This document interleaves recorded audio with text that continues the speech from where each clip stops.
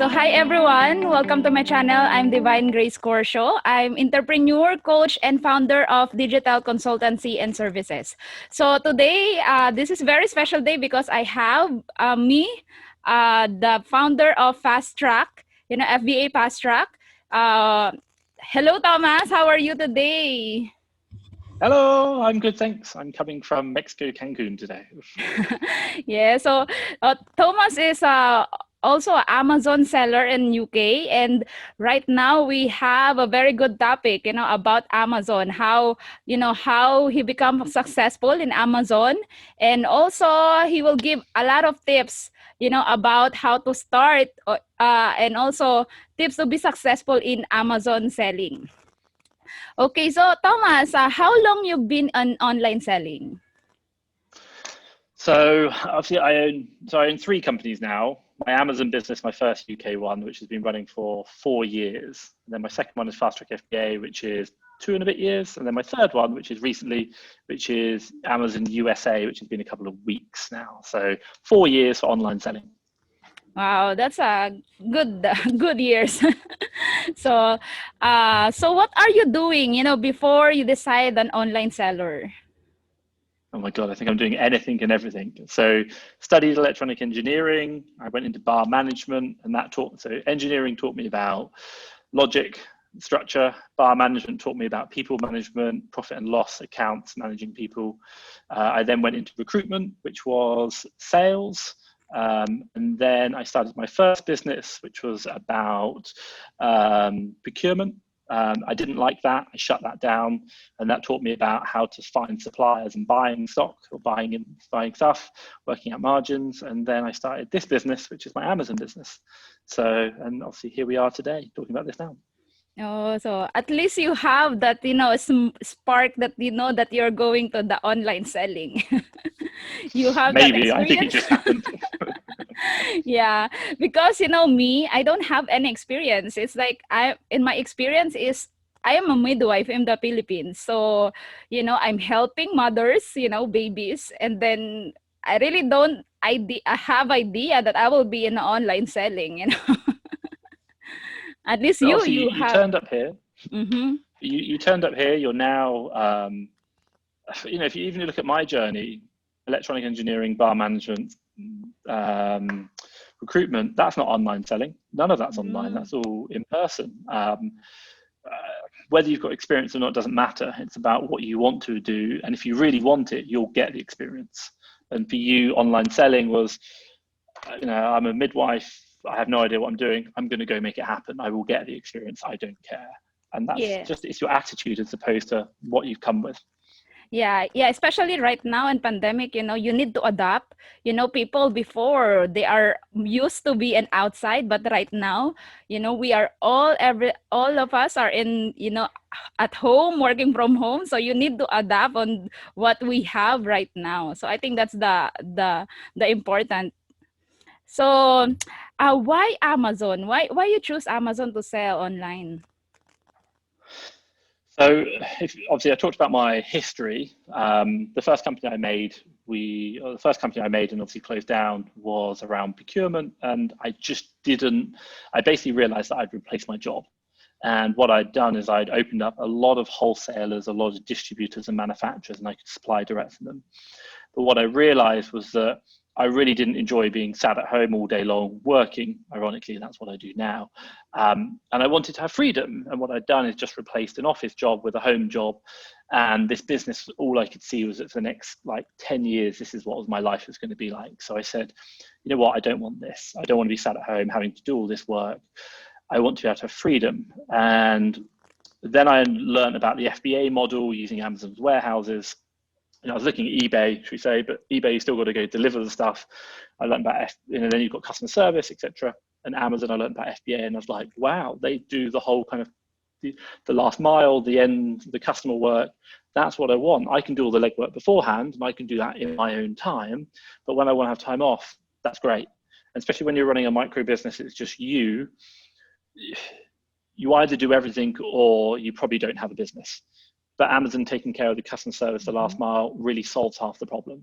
So it allows you to focus on where spending your time. And I think in the modern day and age, we really understand that time is our most precious asset above and beyond money, and how we allocate that, whether it be work, friends and family, relationships, building our businesses. We want to have control of that time. And by using FBA, Amazon allows us to control our time much better than typical business, which are working all the time, every day.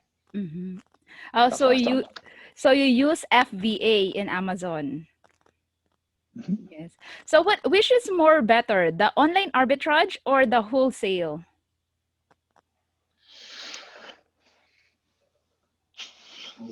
There is no answer. There is no answer. And I think it's all down to you. I don't do wholesale. I've done a bit of it in the past, so I don't think I'm overly qualified to talk about it. But if I were to give an example whereby one might be better than the other, wholesale is, let me put it this way, online arbitrage, you go to Walmart, you find a product cheap and you sell it on Amazon. Fantastic. It's easier to find deals. They are still needle in haystack situations and they're hard, but it's easier to find deals. The problem you get is that those deals generally don't last as long because you're buying from sale items. Mm-hmm. The other problem you get is the fact that you can't buy enough quantity, but generally speaking, the profits you can make from each sale is much higher. Mm-hmm. Now, with wholesale, it's harder to find deals. If it's hard to find deals from Walmart to sell on Amazon, it's even harder to do on wholesale. But once you do find those deals, number one, you can generally buy more bulk, and then number two, you generally have more consistency of supply, i.e. the price doesn't change too often. Also as well, wholesale is about building relationships. That's where the real value comes in. Online arbitrage is about kind of being everywhere and understanding what to do wherever you can. Wholesale is a bit more relationship focused. So they have pros and cons of each. For me, where I travel the world and I really enjoy doing that, it's harder to maintain relationships. You can do it through this, Skype. But when I first started Amazon, I didn't want to have to always be in the UK. So as a result, being able to visit wholesalers, suppliers, manufacturers wasn't really an option. So again, there is no right or wrong answer. It's about what works for you, your business and your life. And for me, online arbitrage works better, whereas wholesale didn't. Also add in the fact that online arbitrage, you can generally spend like $100, £100, test the model, whereas with wholesale, it's a much higher initial order value. Mm-hmm. And you know what? I like to just test the water first. Mm-hmm. So online arbitrage was a better option for me. And hey, once you found something that works, keep doing it. Don't change it. Yes, correct. Yeah, it depends to you, what really works to you, because we have also like clients that they enjoying and then they are getting profit in online arbitrage. And also it's more in wholesale, like what you said, you need to build relationship, you need to apply also. There's a lot of files or documents that, wholesalers need. So that's the problem, the process. But once you already approve, you will get, that relationship with your supplier. Okay, thank you for that information. It's very good. So, do you have virtual assistant in your business? So, as I said, I have 3 businesses. So across all 3 businesses, and don't quote me because it's changing all the time, but right now, the last report, which was on Sunday, showed that we had 45 virtual assistants across all 3 businesses. And to put it in perspective, my Amazon UK business, I think, has 7. Don't quote me. My Amazon USA business has 2, but that will grow to 4, hopefully within a week or 2. And then Fast Track FBA has the remainder, however many that may be. But we've currently got lots of adverts out, and I also have a recruitment team of 3 full-time staff who are always recruiting on our behalf. So hence why I say, don't quote me because I don't know the exact numbers. We just know we're growing quite fast. Yeah, that's a lot. It's 40, yes, I do 40 have virtual assistants. So how do virtual assistants help in your business? Or whether it be a virtual assistant or employee, quite simply,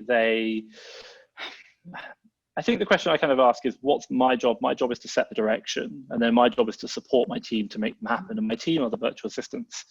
Now, if I just focus on the Amazon business, because that's probably what the audience who are watching this, I have the structure of the businesses. I have one administration VA. She's absolutely amazing, love her, absolutely great. She'll do all the accounts. She deals with my accountants directly, full P&L, full cash flow, deals with like all suppliers, getting the invoices, does all the accounting, bookkeeping, the whole lot, full financial reports, everything. Really happy that she does all the payroll for all the businesses as well, holiday allowances, and lots of other stuff that I did kind of forget, like all the tax returns. Then I have 4 sourcing VAs who are just finding deals all the time. And then in addition to that, we have 1 purchasing assistant who is full-time purchasing. And then in addition to that, we have one purchase manager who runs the overall Amazon business. What's the net result of all of that operationally? And they're all full-time. We only do full-time staff, no part-time. Is that they're probably spending in excess of 25,000 US a week on stock, and we're trying to generate over 100,000 US in sales a week. Our aim right now is about 1.2 million US in sales a year for Amazon UK. £1 million, we call it, revenue. That's it. They find deals, they buy deals, and they do the accounts, manage all the stock inventory with the warehouse, and then just make the business go. And my job is to support them in doing what they do amazingly. And they do a bloody good job. I'll never deny that. Yes, it's like you know, like the VAs are, you know, doubling your time, you know, instead of you're the one who's doing everything, you know, VA will help you, you know, and then you, as an entrepreneur, you have times, you know, to deal with the clients, you know, to do videos like this, you know, because I know your YouTube, you know, we have also a lot of UK that following you, and you will get, you know, good stuff in your YouTube channel. So that's a good point, you know, having a virtual assistant. Yeah. So what are the struggles, you know, that you face or experience in online selling? Well, like I said, when I first started, I probably work I'm in Mexico right now, so I travel the world. I've been to the Philippines. Last year in February, just before the COVID lockdown, I was actually in the Philippines and I met most of my staff, which is lovely. I did like Manila, Davao, Cebu, Bohol, and then Boracay, then back to Manila, and then flew out again. So I try and, because I'm remote, I really make a point of meeting them. But the one problem right now is I'm in Mexico, so I'm on the polar opposite time zones. You know, if it's like 7 a.m. for me, it's 8 p.m. for them. So time is a problem, and a lot of time I'll work 5 a.m. in the mornings, sometimes 4 in the morning I'll be up with meetings, and then I will do my day, maybe even go back to sleep, and then wake up again and do like 7 p.m. till 12 midnight just to have contact time with my team. So time is probably the biggest problem, and I think we're always struggling for time in our lives. But I think, you know, the biggest challenges I have with my team are, I'd probably say I don't really have any challenges now. My biggest challenges are about how can I support them best. And I really appreciate it's not my job to do the work, it's their job, but it's my job to support them. And what I'm really interested in is about how can I guide them, how can I direction. You know, the one thing which I'll probably just highlight is I have a lot of management experience. I've worked in a lot of companies that have taught me a lot of very good things. I've also been running with VAs for over 3 years, and I've helped many, many people with their own VAs, you know, multiple teams as well. And I support our customers in Fast Track FBA all the time with their VAs. So I'm not saying I'm an expert at all, but I'd probably say that the problems I face aren't probably similar to what other people are, or they might have other ones. You know, a lot of our clients are like, my VA doesn't do what I say, my VA is turning up late, my VA just, you know, there's lots of these little issues. And a lot of them, and I'd probably say this, is about leadership. It's about us as clients, not just saying, do this, do this, do this, but asking great questions, listening for responses, listening for miscommunication, listening for misunderstandings, and trying to align our working. And I think one of the biggest things I always see, and I see it really funny, is whenever I speak to a VA, they're like, hi, sir, Tom. And they're like, call me sir, hi, sir. And I'm like, in my culture, you can just call me Tom. Like, don't worry. And the interesting thing is the moment you call me sir, you put me on a pedestal. You put me up high. I'm the boss. And I know we're scary. And I know, like, in Philippines culture, it is like sir and, you know, the work. And I'm like, the problem you have with that approach is that in our culture in the West, is if I say, hey, can you go to the moon today, please? You'll be like, yes, sir. Whereas in West, they'll be like, I can't go to the moon, it's impossible. So I'm not saying it's all the time. Sometimes, you know, this is a very obvious answer. But sometimes it might be where the VA will say yes, even if they don't know how to do it. And what would normally happen in the West, they would say, hey, sorry, we don't know what we're doing, can you help us? Whereas the VA would say yes, and then go away and figure it out, come back in a week and not done it, and the client would get really annoyed. So I think the biggest problems we face are cultural, and also as well as us as clients or as leaders in our business, creating a great space to work whereby also as well VAs can make mistakes and they feel happy to make mistakes. Too many times VAs don't feel comfortable, don't feel confident, and they have to get it right all the time. My God, no one gets it right all the time. That's fact. So if you never feel like you can make a mistake, or if you feel like you're going to lose your job if you make one mistake, then you'll never take any risks, and you'll never achieve your full potential. At the end of the day, we're a business, we want to grow, and if we never take any risks, we'll never grow. So that's about us as leaders, but also as well trying to overcome cultural differences. So I hope that answers your question. I'm just waffling on. Yeah, actually, you're right, about calling sir. Yeah, it's like we are that is the how we can respect a person. But we cannot remove that. But actually I like how you say it, that as a business owners, entrepreneur, you need to be a leader, because I know some online sellers that they just give everything to the VA and then that's it. They will not follow up them, checking them. And you're right, it's not like you are just giving all the job to the VA, but also helping them, how, like what you said, how you can support them. That's a good point, because it's always remember that this is your business, it's not the VA. So whatever the result of the job of the VA, it's not because it's their fault, but with the fault of the business owner, right? Because you're the team leader, this is your business, so that's why you need to check everything that the VA is doing. That's a good mm-hmm. Yeah, I like and that.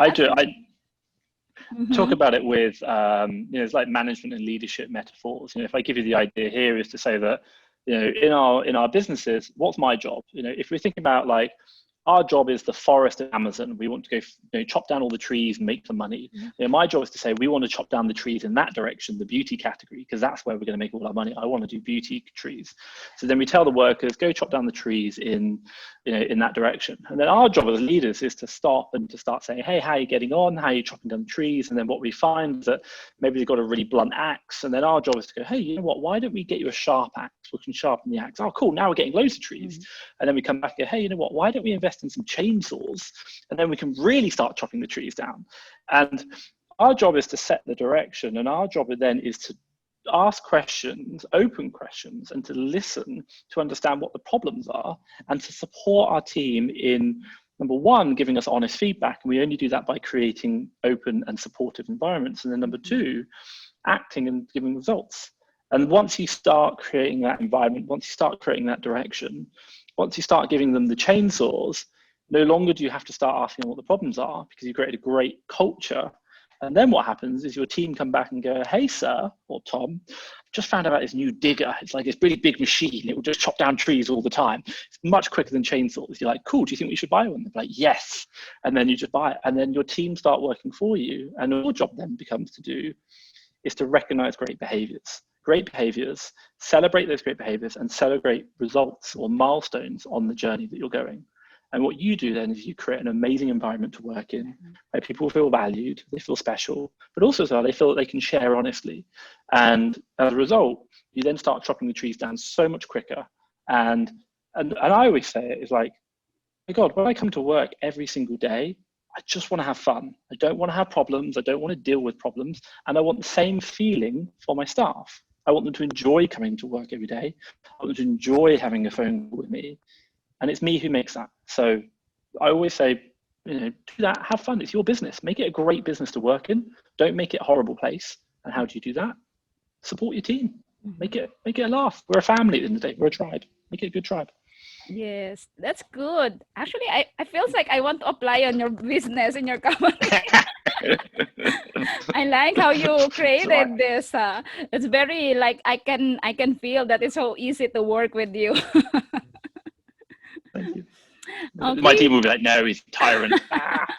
No, it's all right. We're fine. We have fun. We really enjoy it. They're great. I love my team. I love coming to work every day, honestly. Yeah, and that's also helps, the VA be more, encourage them to have a good, work, of course, when they are happy in their boss or in their clients. So it helps them, to be more, it's motivate them to do more and best in their work. Mhm. Okay, so how about can you give us, tips, how to start or how to become a successful, Amazon seller? My God, I think first things first, let's just define I am not successful.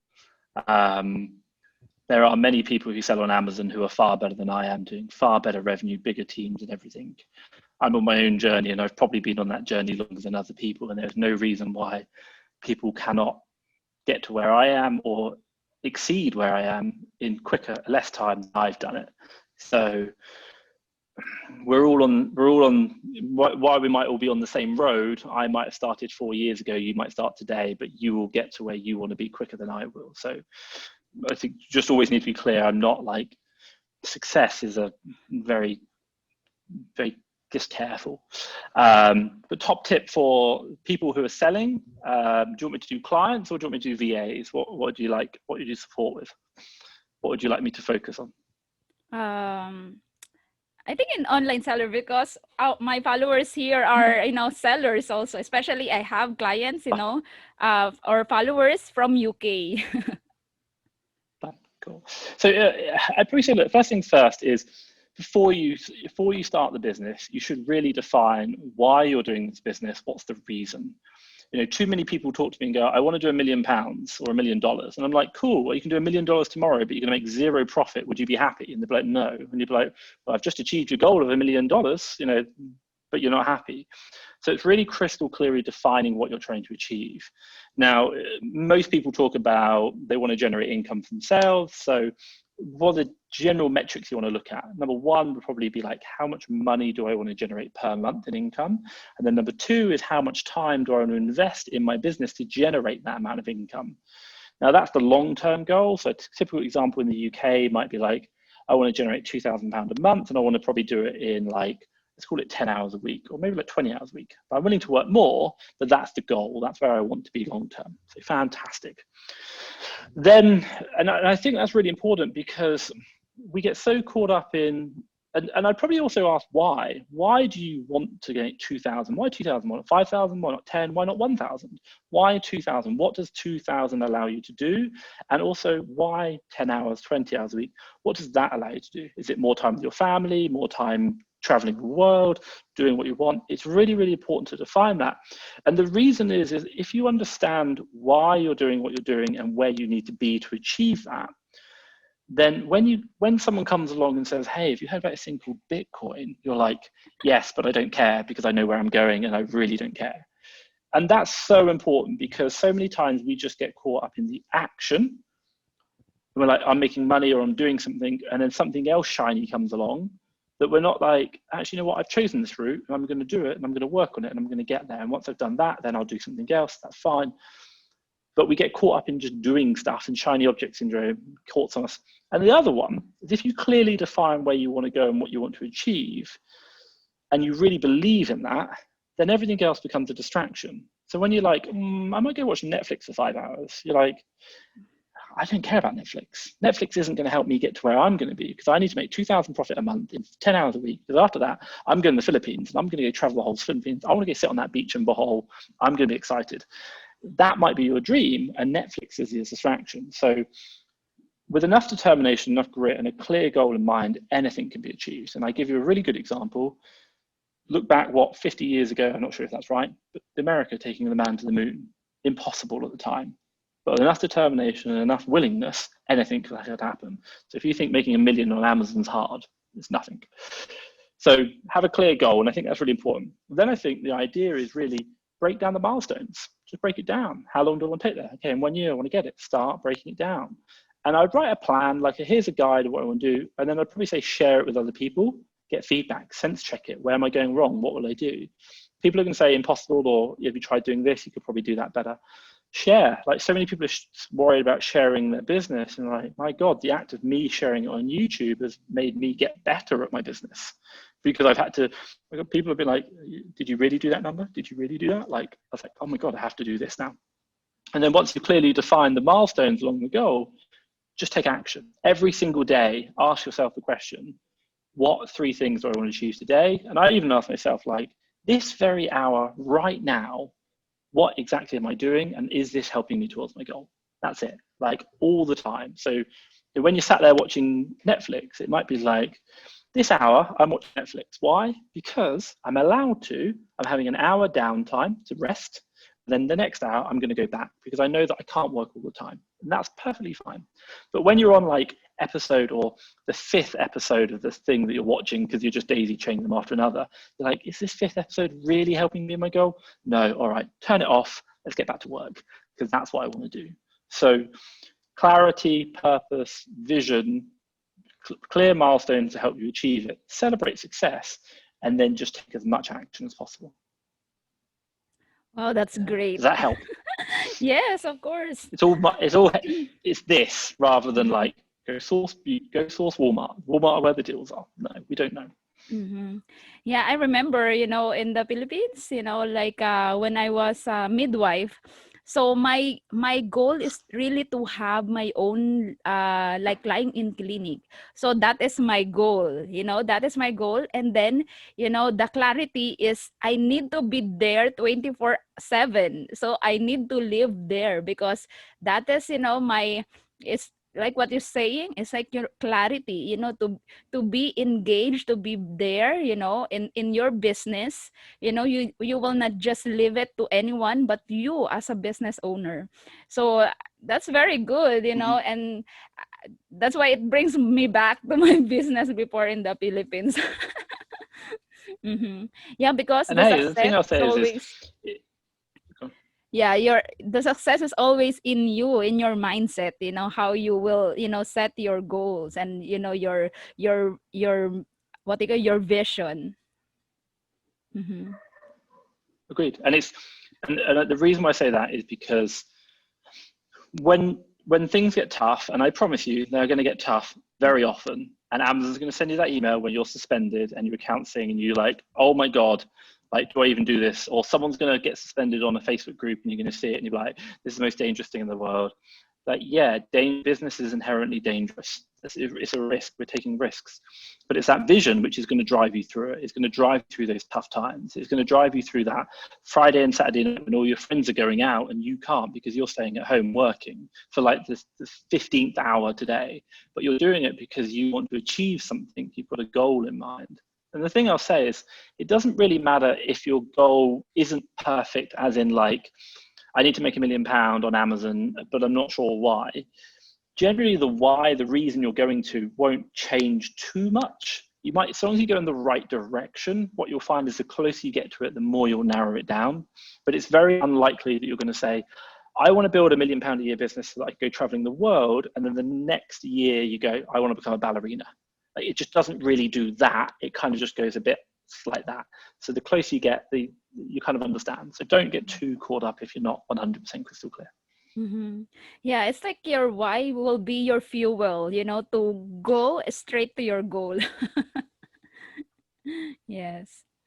Okay, so I learned a lot, from you, because like me also, I'm just started with my business, but I can see, the future, because I'm also getting, a lot of, in my team is also growing, and also the clients are coming in. So yes, I think I will have to enroll to you in management training.